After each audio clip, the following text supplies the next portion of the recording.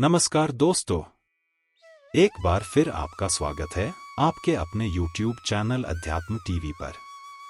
आज जानिए भाद्रपद पूर्णिमा कथा। भाद्रपद पूर्णिमा कथा। भाद्रपद पूर्णिमा के दिन उमा महेश्वर व्रत करने का भी विधान बताया गया है। धर्म शास्त्रों में इस पूर्णिमा के दिन भगवान शिव और माता पार्वती की पूजा की जाती है। इसके साथ ही रात्रि के समय जागरण करना चाहिए। नारद पुराण और मत्स्य पुराण में इस व्रत के बारे में भी बताया गया है। इस व्रत को करने से मांगलिक सुख मिलते हैं, दाम्पत्य सुख प्राप्त होता है। उमा महेश्वर व्रत के साथ ही कथा भी सुननी चाहिए। इस कथा को सुनने से व्रत का संपूर्ण फल मिलता है। कथा इस प्रकार है। ऋषि दुर्वासा जी एक बार भगवान शिव शंकर जी के दर्शन करने उनसे मिलने कैलाश जाते हैं। कैलाश पर भगवान शिव और माता पार्वती के दर्शन कर वह अत्यंत प्रसन्न होते हैं। भगवान शिव ऋषि दुर्वासा को एक पुष्प माला भेंट करते हैं, जिसे दुर्वासा प्रेम से स्वीकार कर लेते हैं। भगवान से भेंट कर लेने के पश्चात दुर्वासा वहां से आगे निकल पड़ते हैं। मार्ग में वह भगवान श्री विष्णु जी के दर्शन के लिए भी उत्सुक होते हैं और उनसे मिलने के लिए विष्णु लोक जाने के लिए आगे निकल पड़ते हैं, लेकिन तभी उनकी भेंट इंद्र से होती है। तब दुर्वाजी भगवान शिव द्वारा उन्हें प्रदान की हुई माला वह इंद्र को भेंट दे देते हैं। इंद्र अपने अभिमान में उस माला को अपने वाहन रावत हाथी को पहना देता है। ऋषि दुर्वासा यह सब देखकर क्रोधित हो उठते हैं।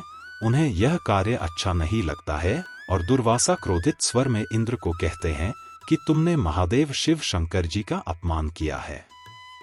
इससे तुम्हें लक्ष्मी जी छोड़कर चली जाएंगी और तुम्हें इंद्रलोक और अपने सिंहासन को भी त्यागना पड़ेगा। यह सुनकर इंद्र जी ने ऋषि दुर्वासा जी के समक्ष हाथ जोड़कर क्षमा याचना करी और इस श्राप से मुक्त होने का उपाय पूछा। इंद्र की विनय सुनकर दुर्वासा जी कुछ शांत हुए और क्रोध शांत होने पर ऋषि दुर्वासा जी ने इंद्र को बताया कि उसे उमा महेश्वर व्रत करना चाहिए, तभी वह अपने स्थान को पुनः प्राप्त हो पाएगा। तब इंद्र ने इस व्रत को किया। उमा महेश्वर व्रत के प्रभाव से लक्ष्मी जी समेत सभी वस्तुएं जो उनसे छिन गई थीं सभी की प्राप्ति होती है। भाद्रपद पूर्णिमा का नक्षत्र संबंध। प्रत्येक मास की पूर्णिमा तिथि से ही चंद्रवर्ष के महीनों के नामों को रखे जाने की बात कही जाती है। हिंदू पंचांग में सूर्य और चंद्रमा से ही महीनों के नाम रखे जाते हैं, जिन्हें सौरमास और चंद्रमास के नाम से जाना जाता है। कुछ व्रत व त्योहार सौरमास से मनाए जाते हैं तो कुछ चंद्रमास के द्वारा। इसलिए जब हम पूर्णिमा तिथि की बात करते हैं तो उसे चंद्रवर्ष से जोड़ा जाता है। चंद्रमा के साथ ही नक्षत्रों का भी इसके साथ संबंध होता है। मान्यता अनुसार जिस भी माह में पूर्णिमा के दिन चंद्रमा जिस भी नक्षत्र में होता है, उसी नक्षत्र के नाम अनुसार उस माह का नाम रखे जाने की बात कही गई है। इसलिए 12 महीनों के नाम नक्षत्रों पर आधारित होते हैं। इसी क्रम में भाद्रपद पूर्णिमा का नाम इसीलिए कहा गया क्योंकि इस दिन चंद्रमा उत्तरा भाद्रपद या पूर्वा भाद्रपद नक्षत्र में गोचर कर रहा होता है। जिन लोगों का जन्म उत्तरा भाद्रपद या पूर्वा भाद्रपद नक्षत्र में होता है, उन लोगों के लिए भी इस पूर्णिमा का दिन विशेष महत्व रखता है। पूर्णिमा के दिन इन लोगों को अपने नक्षत्र की पूजा करनी चाहिए। भगवान शिव, मां पार्वती, भगवान गणेश तथा अहिर्बुधन्य की पूजा करनी चाहिए। दूध, दही, घी, शहद, फूल और मिठाई इत्यादि को भगवान को पूजा में शामिल करना चाहिए। नक्षत्र के मंत्रों का उच्चारण करना चाहिए। इस पूजा के अतिरिक्त नवग्रहों से संबंधित वस्तुओं का दान भी करना चाहिए। दान की जाने वाली चीजों में गुड़, काले तिल, चावल, गुड़, चीनी, नमक, जौ तथा कंबल इत्यादि को दान स्वरूप देना चाहिए। भाद्रपद पूर्णिमा व्रत पूजा विधि। भाद्रपद पूर्णिमा के दिन विधि विधान के साथ पूजा और सत्यनारायण कथा करने से सभी दुखों का नाश होता है।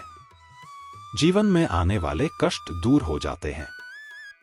भाद्रपद पूर्णिमा के दिन पूजा करने में कुछ बातों का ध्यान रखने से व्रत का और पूजा का संपूर्ण लाभ भी मिलता है। भाद्रपद पूर्णिमा के दिन प्रातःकाल उठकर किसी पवित्र नदी, सरोवर या कुंड में स्नान करना चाहिए। अगर ये सब संभव न हो सके तो अपने निवास स्थान अथवा घर पर ही स्नान कर लेना चाहिए।